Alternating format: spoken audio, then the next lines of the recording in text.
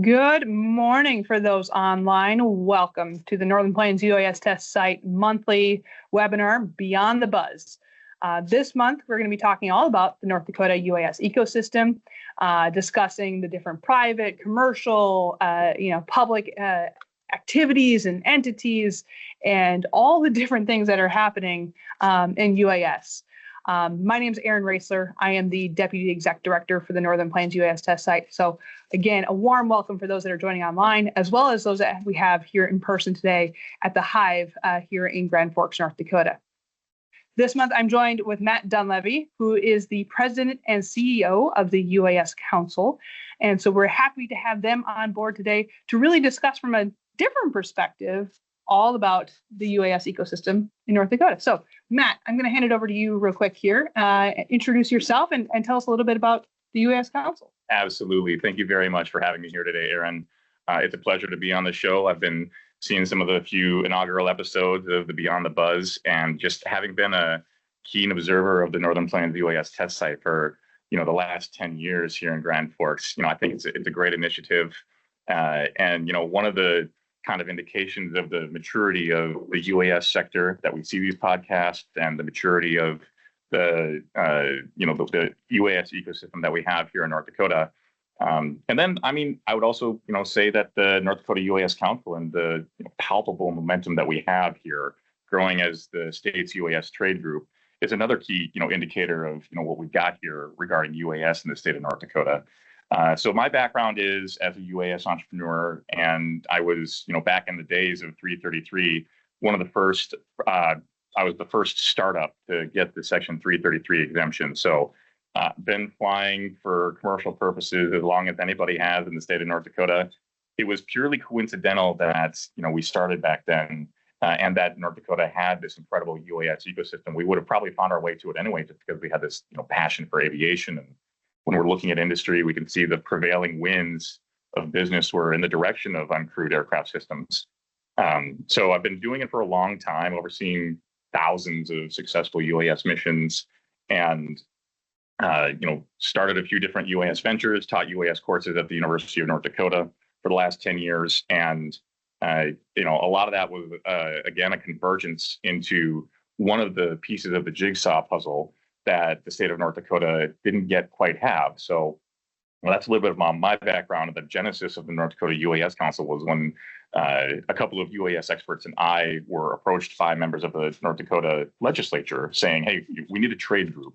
We need a voice for UAS policy in addition to UAS industry advocacy for the state. And so about 3 years ago, we had that conversation, and we've been growing and developing the UAS Council ever since. Our mission is to really be the champions for UAS in the state of North Dakota, and to preach this message of UAS unity, and to bring the UAS ecosystem together so that we're all singing from the same sheet of music.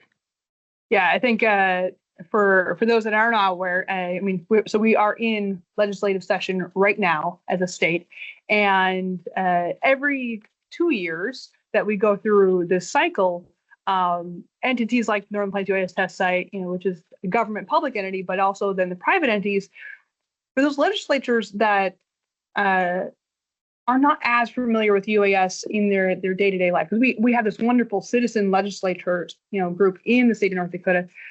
So for them to keep up on all the topics, all the cutting edge, it's a lot to take on. Yep. And so I think, figuring out who's who in this space, who's doing what, you mentioned 333 exemptions, that's going to go like this to a lot of that audience.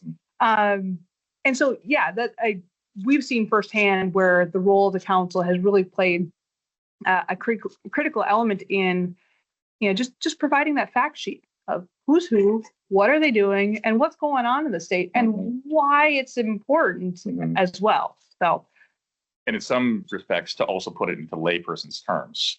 Yeah. So, it's as people are seeing the UAS ecosystem and they're jumping in head first, they're seeing the fast evolution of the technologies and the convergence of technologies, and keeping up with that. The UAS news is a full-time job in and of itself.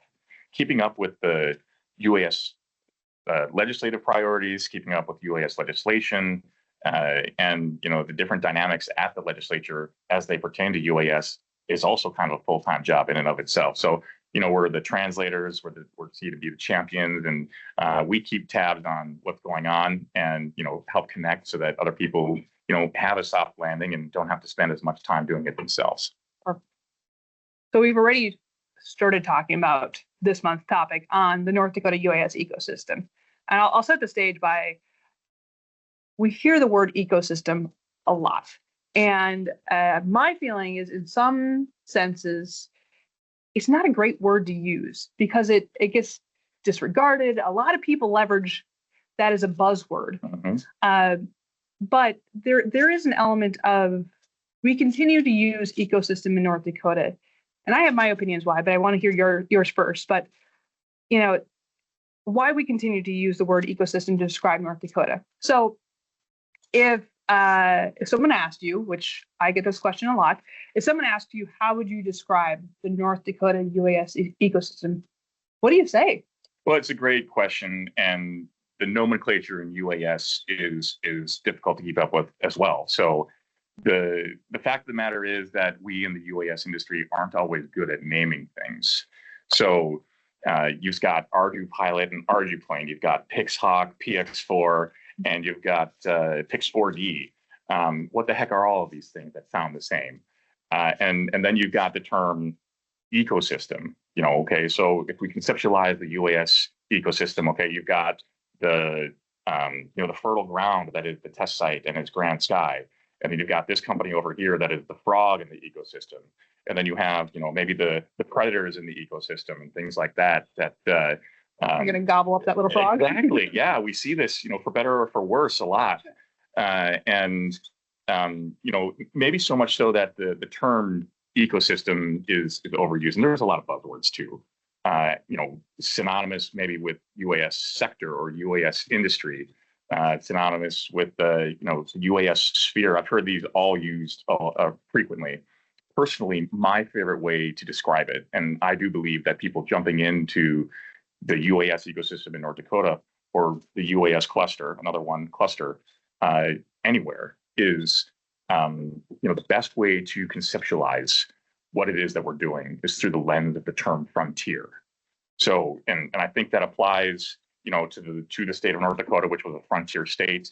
It applies to, what we're doing as settlers on the frontier, because a lot of these companies are new, underdeveloped, and things like that. And then we have these big behemoths that have been here for a long time, just like you saw on the American frontier. The frontier theory, sorry for the history lesson here, but, look into... Someone's a history major. Yep. Right? Mm-hmm. So Frederick Jackson Turner, wrote the frontier thesis, about how it was the process versus a place. And we're a place that is a central node of UAS development. But the fact is that the entire UAS frontier is really a process. And I would say, that's the test site, that Vantis, the state of North Dakota, Talis is a big one. We're the ones who are really kind of directing where that process is and where it goes in the future, more than perhaps anywhere else. I'd have to say that ecosystem being this environment where you see so many UAS activities, large, small, government, private, all existing simultaneously, really does embrace that ecosystem. But the other half of that question is, that ecosystem exists elsewhere in the United States. So what really, no baloney here, what makes North Dakota unique and in our claim to our UAS ecosystem? Yeah, well, I think that the North Dakota UAS ecosystem, first off, it's not baloney. You see the critical mass here in a more able to be defined sense, that you can articulate it better here than elsewhere. Like one way to say it is that, we have maybe every piece of the jigsaw puzzle of drone success better or more so than elsewhere. You've got every different type of UAS entity that has sprung up here. And you've got those big UAS manufacturers like the General Atomics setting up out at Grand Sky. You've got Grand Sky, which is the only of its kind in the country as a UAS business park. You've got this super UAS friendly legislature and UAS population. A lot of it, I think, goes to the North Dakota character too. And then it's the same reason why we have one of the largest, I think we have the largest crewed aircraft training fleet in the world at the John D. Odegaard School of Aerospace Sciences. And for the same reasons why John in the 70s and the 60s was working on his thesis about why the state of North Dakota is a fertile ground for aviation. We've got 4 full seasons, we've got uncongested airspace, we don't have too many congested areas on the ground as well. It's the perfect place to practice how we play. Yeah, it's always been one of those hard questions for me to answer of, what really makes North Dakota unique. And you hit on it a little bit. My answer to that has always been, the people, because in a lot of areas, in a lot of states, the 7 degrees of separation holds true. In North Dakota, it's 1 degree separation. We for those that are our North Dakotans, heard our new governor, Kelly Armstrong, give his first State of the State address and talked about his own personal experience of when he was in a predicament and his wife needed to reach out and have some aid come to her, and ended up in this small town, I think it was Rugby, North Dakota, and come to her aid at a gas station in the middle of nowhere because it was her friend's brother's accountant came to her rescue. And the point being, that type of connectivity works so well in our favor with UAS, and means that when we talk about legislature being in session, we're texting these legislators. We're texting the other companies and getting their opinions and getting them rallied in testimony. We don't have to, work as hard because we have low population here, which is working in our favor in this instance. And I think that if there was anything that makes us unique, is that accessibility to other players in the UAS space that I just don't think happens the same way in other ecosystems. Mm-hmm.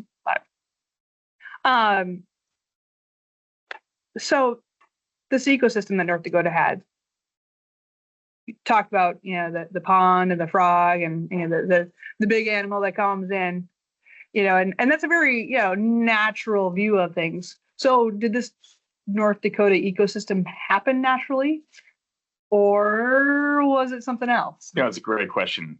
So it goes back, I think, again to the frontier, and to your point about it's the people and it's the North Dakota character. The frontier developed naturally. Like, you had farm by farm, we were cultivating the land, and then and I equate Vances to, like, all of a sudden you've got the railroad going through. You've got this radar network that allows us to operate and transport and move and see and be in new ways that are perhaps forced, like the term railroading itself. But at the end of the day, everyone sees that, you connected the coasts, and it was almost like a cultural event, just the same way that Vances could be like the railroad was. I think it was natural. And as people started, seeing and spending time on this cluster, they saw ways, and Vances, I think, is an example of this. How do we want to jumpstart and accelerate how exactly we are, going to proceed? And that's, again, in the North Dakota character. We're definitely forward thinkers in North Dakota. We're accepting of new technology. Drones are a perfect example of that. And I think that the way that we double down on this ecosystem that we have is to, continue to develop, the win, stick to our knitting, and play to our strengths. Vances is the huge crown jewel of that. So you brought up Vances, and I'm saying now talk about the test site a little bit here. But I do want your perspective on this as well, because it's very your history in UAS as a different take than my own. So I have been, from the government and here to help for quite a number of years now. First with the University of North Dakota, and now with the Northern Plains UAS test site. So I was in that kind of, public servant type role when the test site program in North Dakota was stood up. And I remember those conversations about, why would North Dakota pursue becoming one of these 7 test sites, these federally mandated test sites, all great, but it comes with $0 attached, right? So the story and the narrative I have, and I want to get your history lesson on this. I remember discussing this in depth of look, North Dakota is pursuing this opportunity at the federal level, but then also investing state dollars to support the test site program because they looked at the test site as an essential governmental function to enhance the economic diversity in the state of North Dakota, because it was at a time when oil and ag, our biggest commodities, were hitting a lull. Mm-hmm. And that was directly affecting the financial stability of the state. Mm-hmm. And so this was looked at as a strategic investment to diversify the known economy in North Dakota into, technology, and in particular, leveraging our rich aviation history into this new entrant, being UAS. And so we went after this opportunity, we won, and we became the first test site, the first operational test site, and then there's a whole slew of other first that come after that point. But really, it all does go back to that of investing in the state or investing in the Northern Plains UAS test site is an investment in the state of North Dakota's economic diversity. Mm-hmm. And every year, every 2 years, again, as we're going to legislators, is talking about that and talking about the importance and talking about how we've brought all this indirect value, as well as helping at the federal level integrate UAS into the national airspace, holding webinars like this, helping answer question and answers like this. This is what we feel is our role as public servants in this space. Mm-hmm. That said, the role you had at that time when the test site program was set up was very different. So from your perspective, why did North Dakota pursue becoming a test site, and how has the test site been a benefit back to the state of North Dakota? Well, I mean, in a plethora of ways, both direct and indirect. I don't think that there are a lot of companies, including many of the ones that I've founded entities as well, that would have survived and flourished as they have in the state of North Dakota without the test site. I mean, it's always a great place to go for the education when it comes to UAS, things like that. But the term ROI, I'm hearing thrown around a lot more frequently now. Going back to your point of, it was an investment in North Dakota's diversity, the diversity of our economy. It was an investment in our future too. And in many ways, investing in UAS is a glue between those two of our top two industries and economies in the state of North Dakota.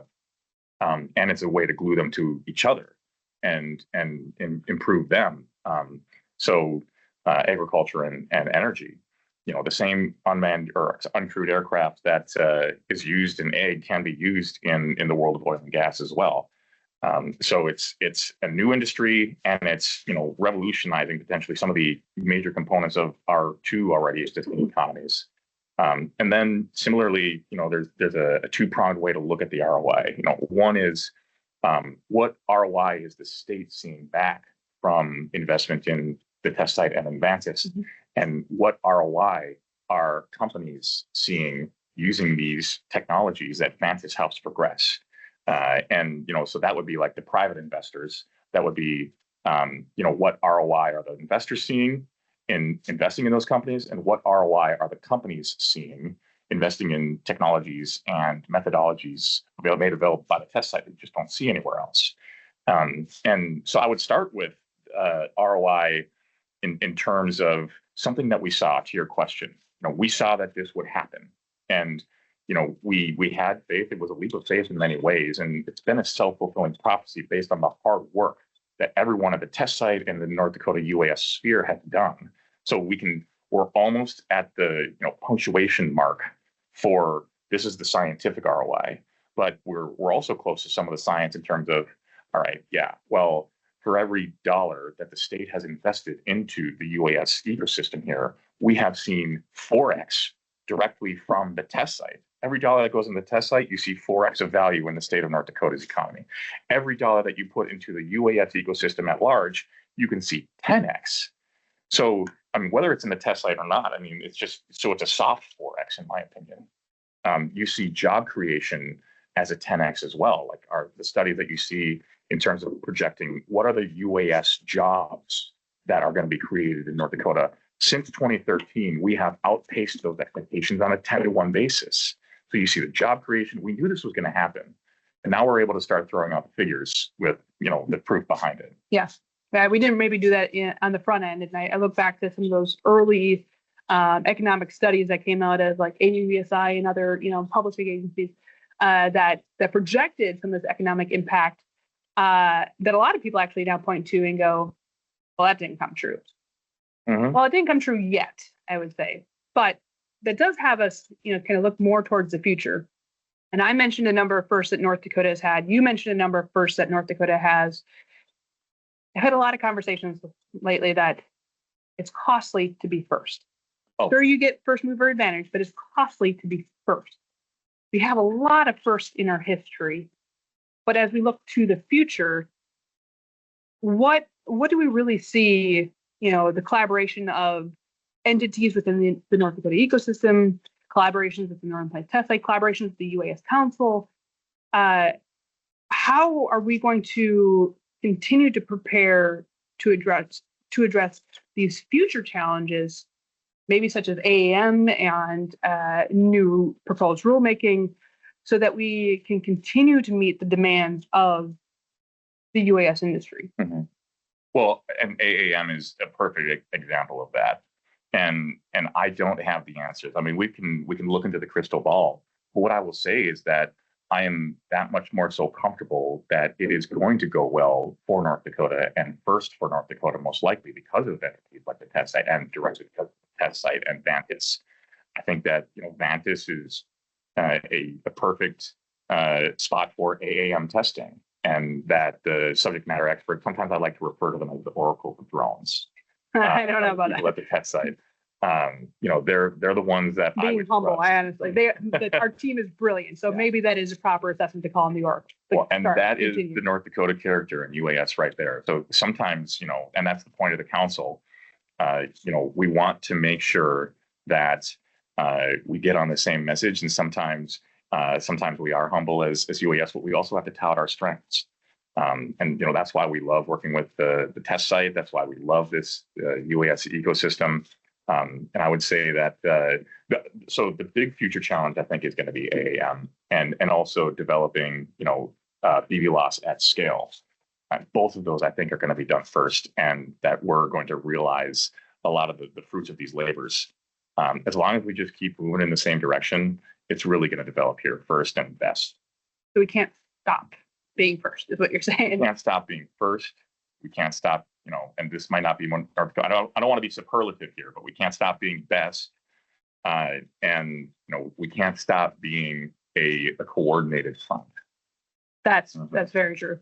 So cognizant of time, we do have a number of people here in the room today, and we have a number of people, those online. If anyone else has additional questions to ask us, we're happy to take those now. I have just a couple more questions to wrap us up, but I'll pause. Questions in the room. Hi, I'm Peterson. Of course, I have a question. One of the aspects that was well covered was the culture, the work ethic, the commitment that North Dakota has shown, able to reach the government and drawing forward. The thing that I don't feel was emphasized is getting outside of North Dakota and the helping your neighbor, the collaboration and work ethic that North Dakota as a culture has, and how we've expanded that to the UAS industry within national and even international. You could talk a little on that and the influence that helping our neighbors collaborating and driving forward within the UAS industry has had. Sure. So just in case those online couldn't hear, but talking about, we talk a lot about in the state, which, okay, fine. We like to talk about ourselves here. But what has North Dakota done to really help those other states, our neighbors and others? And I'll say from the test site perspective first, really looking at, actually, it's not even fair, not just the test site, but so many entities in the North Dakota ecosystem are doing things that bring lessons learned, information back up to the federal level, whether it's to influence rulemaking, standards and policy development, sharing up on stages about our hard lessons learned in some of those cases, because we want to further the developments in other states. I think it's the concept of all ships rise together. Mm-hmm. North Dakota has zero interest in developing bespoke systems and solutions that only work here. Because the reality is, if I'm a drone operator and I want to do a BVLOS mission set, if I can only get to that border and I can't cross that border seamlessly, that completely defeats my use case. That's why aviation took off in the first place, is because it made connectivity by air so attractive, 100 years ago. UAS is at that same point in its history where it's got to find ways to cross those borders, that those state boundaries don't go into the sky, essentially. And that's for a very intentional reason. And UAS really needs to have that approach. So, Ryan, with Ideal Aerosmith, he knows this firsthand of all the different collaborations and conversations that are occurring state to state level, at the federal level. And those are hugely important. And you're right, we didn't talk about those probably enough. Matt, anything else to add? Or first, and I'll try not to be long-winded, I'm glad that Ryan asked that question. I see him sitting here with the Ideal Aerosmith shirt on. I mean, Ideal Aerosmith is kind of one of the answers to that question. I think they're an absolute cornerstone as to why the UAS Council is so successful with this momentum that we have. And as far as the ecosystem goes, like if you picture building a house on some of this fertile land by the pond, right? You've got one of the cornerstones of that house is Ideal Aerosmith. And as we're building that, I think it's not just this full court press that we're running in the marketing component of our ecosystem, and the big brands that we have, the huge successes that we have with Ideal Aerosmith from the council and as a state. I think we're starting to see the people are coming to us now. So having this leadership like what you've seen at Ideal Aerosmith, it's a confidence builder in the people that are ancillary to that company. Like, look what we've got here, and look how long they've been here. Look at these new things that they're doing. Look at the love that they get from our congressional delegation, like Senator Hoeven. There's got to be something there if Hoeven's there. And so, I see, the FAA, you see the DOT, on the U.S. side, you see a whole bunch of different major entities coming to us now, instead of us trying to actually have to always go and find it and bring it back to the ecosystem. So I would say, it's a great company to help in that situation. Is Ideal Aerosmith, really helps us expand our reach, but also expand our gravity. Okay, Ryan, you said you had more questions. You have more? That's it for today? Any other questions online or in person here?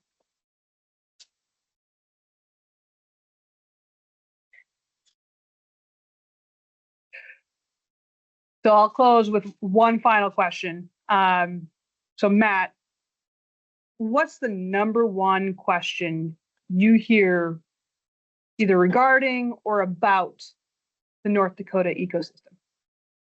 Yeah. So it's funny because oftentimes, to Ryan's question, when we have to go out there and bring things back, I hear, oh, you're from North Dakota. How's Mount Rushmore? Right. So, no, that's in South Dakota.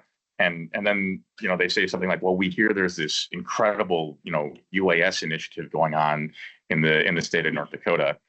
I mean, and many times they know more about what's going on here with UAS than they know about the state's existence. So the next question is usually the number one question that I hear is, how the heck do they have it going on in North Dakota like this, of all places? And I always, have to point to the successes and the firsts that we've got, the track record that we've got, the safety record that we have in the air with UAS. I mean, the frontier analogy as well, the North Dakota character. We're always, because we're so tight knit, like you mentioned earlier, like there's a very good network. Everybody knows each other. We're usually working well together, and North Dakotans are, generally an intelligent group, and we can see the future of this. So I also think we're kind of thrifty in the way that we spend appropriations and businesses, and in the way in which they roll out their capital and things like that, to the point where, the drone dollar kind of stretches in North Dakota more than it does in other states. You can see that as well in the new legislation that's coming out. So House Bill 1038 introduced by Representative Nathy, I mean, is an earth shaker. And so not just the radar enclave, like that's another example of what you see, what makes that this is the answer to the question, how the heck are they doing this in North Dakota? Not just, the same reasons why we have the UND school for manned aircraft or crewed aircraft, but because of this, the foresight. I see Vantis as a model to expand to other states and expand internationally to what Ryan mentioned, going out there. Like that is one thing that we can export. Another thing that we can is the legislative leadership. And if other states see this monumental, just blockbuster of a drone buyback bill, it's another reason why you can kind of see the symbolic leadership of North Dakota when it comes to UAS as well. But it's funny when I get that question. I always have to smile and look at my watch and how much time do you have. Otherwise, in general, another reason why you can see that we've got it going on in North Dakota is because of the success and the advent of the North Dakota UAS Council.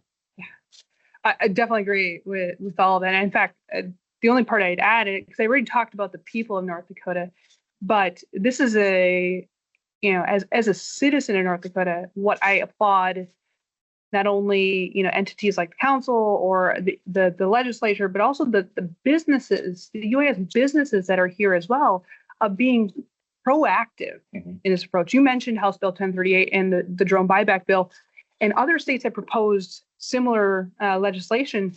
The difference on that 1038 is it doesn't have a stick. There's no ban at the state level. Is recognizing that there's a ban that's likely coming out at the federal level, and that will impact so many state agencies and inhibit their ability to do their public service missions.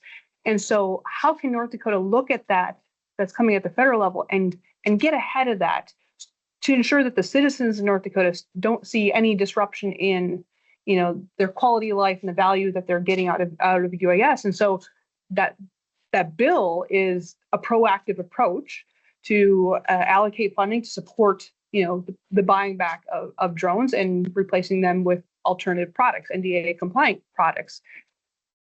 But that is just one example of kind of that proactive nature. So the people are the ones that have that proactive approach, that hardworking work ethic, that see all these new challenges, these new barriers coming, and continually trying to find ways to overcome them. I always describe myself, and I would describe most North Dakotans this way, as hopeless optimists. So not a hopeless romantic, but a hopeless optimist. Sure. That there's always a way to find a solution. There's always a way to overcome whatever challenges in front of us. And at times that means we're rolling up the sleeves and getting work done. And I really think that not only embodies the state of North Dakota, but really embodies the North Dakota UAS ecosystem culture and mentality as well. Oh, absolutely. I mean, the fact that we got out in front of an industry that we saw was coming, you can see is also the same. It's in the same vein as being proactive and getting out ahead of potential federal legislation so that we protect what we've got and making sure that we're out ahead of any potential, bans or whatever. So that there are no interruptions in what we've got going on, because we cannot in any sense, slow down this, this groove that we're in as a North Dakota UAS cluster. Awesome. Well, Matt, thank you for your time today. Really appreciate you joining us today on Beyond the Buzz. Again, reminder for our audience, we hold these monthly on a whole variety of topics from the perspective of the Northern Plains UAS test site. So we'll be back here again next month. So please join us. And again, thank you once again for joining Beyond the Buzz.